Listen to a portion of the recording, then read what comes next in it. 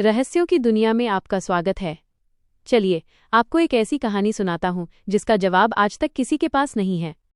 कहानी आधी रात का मुसाफिर। हिमालय की पहाड़ियों के बीच एक छोटा सा रेलवे स्टेशन है, भैरव घाटी। ये स्टेशन इतना छोटा है कि यहाँ दिन में सिर्फ 2 ट्रेनें रुकती हैं। रात 9 बजे के बाद यहाँ सन्नाटा पसर जाता है और स्टेशन मास्टर राघवन के अलावा वहाँ कोई नहीं होता। एक बर्फीली रात राघवन अपने केबिन में चाय पी रहे थे। अचानक प्लेटफॉर्म पर लगे पुराने लोहे के घंटे की आवाज़ गूंजी, टन टन टन। राघवन चौंक गए। उस समय कोई ट्रेन नहीं आने वाली थी। उन्होंने बाहर झांका तो देखा कि सिग्नल की लाइट अपने आप नीली हो गई है। नीली लाइट? रेलवे में नीली लाइट का तो कोई वजूद ही नहीं होता। वो रहस्यमयी ट्रेन। तभी पटरियों पर एक गड़गड़ाहट हुई और कोहरे को चीरती हुई एक काली भाप वाली ट्रेन स्टीम इंजन स्टेशन पर आकर रुकी। उस ट्रेन से कोई शोर नहीं आ रहा था, सिर्फ भाप निकलने की सिसकारी सुनाई दे रही थी। एक आदमी कोच से नीचे उतरा। उसने काले रंग का पुराना कोट पहना था और उसके हाथ में एक पीतल की घड़ी थी।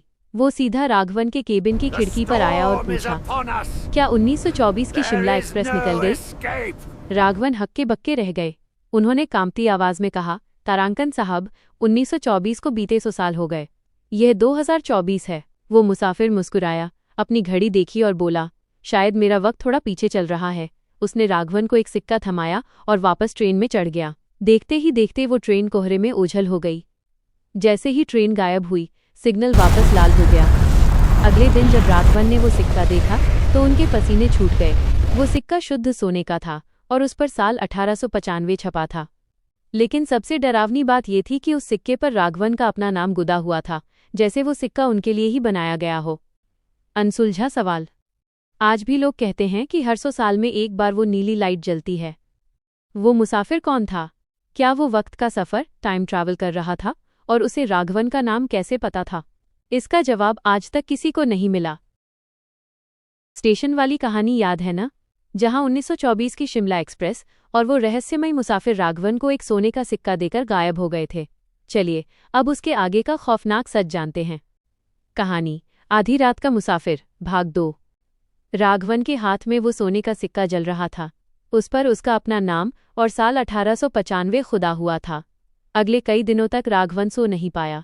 उसे हर रात वही नीली लाइट और भाप के इंजन की गूंज सुनाई देती। उसने तय किया कि वो इस रहस्य की तह तक जाएगा। उसने स्टेशन के पुराने रिकॉर्ड रूम की धूल झाड़ी और 100 साल पुरानी फाइलों को खंगालना शुरू किया। पुरानी फाइल का सच। पुराने पीले पड़ चुके पन्नों के बीच राघवन को एक अखबार की कटिंग मिली, जिसकी सुर्खी पढ़कर उसका दिल बैठ गया। 1924 की भीषण दुर्घटना, शिमला एक्सप्रेस खाई में गिरी, कोई भी जीवित नहीं बचा।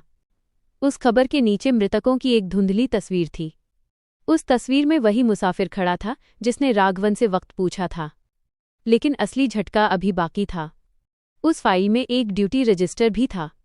रजिस्टर के मुताबिक 1924 में उस रात भैरव घाटी स्टेशन पर जो स्टेशन मास्टर तैनात था, उसका नाम भी राघवन ही था। चेहरे का रहस्य। राघवन कांपने लगा। क्या वो अपना ही पिछला जन्म देख रहा था? तभी स्टेशन की घंटी फिर बजी, टन टन टन। बाहर वही नीली रोशनी फैली हुई थी। राघवन पागलों की तरह प्लेटफॉर्म पर भागा। काली ट्रेन फिर खड़ी थी।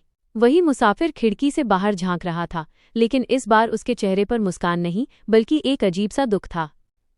उसने राघवन की ओर हाथ बढ़ाया और बोला, पिछली बार तुम ट्रेन छूटने की वजह से बच गए थे राघवन, लेकिन इस बार तुम्हारी ड्यूटी का वक्त हो गया है। मुसाफिर तैयार हैं, क्या तुम हरी झंडी नहीं दिखाओगे? अनोखा अंत। राघवन ने देखा कि उसके हाथ में अचानक एक पुरानी लकड़ी की हरी झंडी आ गई है। जैसे ही उसने वो झंडी दिखाई, ट्रेन चल पड़ी। लेकिन ट्रेन के साथ साथ राघवन का शरीर भी धुंधला होने लगा। अगली सुबह जब नया स्टेशन मास्टर ड्यूटी पर आया तो उसने देखा कि स्टेशन मास्टर का केबिन खाली है। मेज पर सिर्फ एक पुराना सोने का सिक्का पड़ा था और रजिस्टर में राघवन के नाम के आगे लिखा था, ड्यूटी पूरी हुई 1924 में प्रस्थान। भैरव घाटी स्टेशन पर आज भी लोग कहते हैं कि कभी कभी रात को एक बूढ़ा स्टेशन मास्टर हरी झंडी लहराते हुए हवा में विलीन हो जाता है।